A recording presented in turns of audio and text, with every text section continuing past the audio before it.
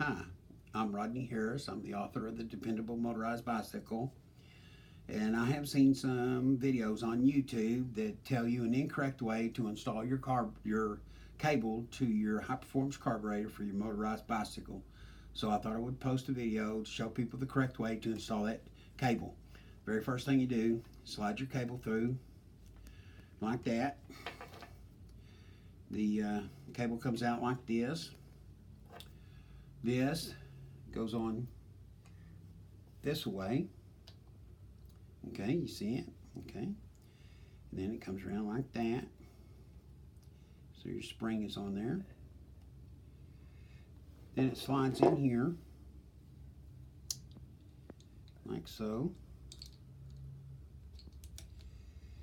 And get down like that. Put your screws in.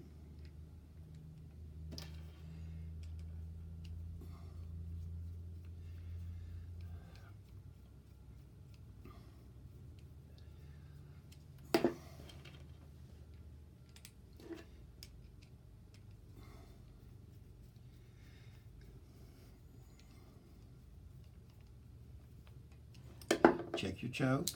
It locks open.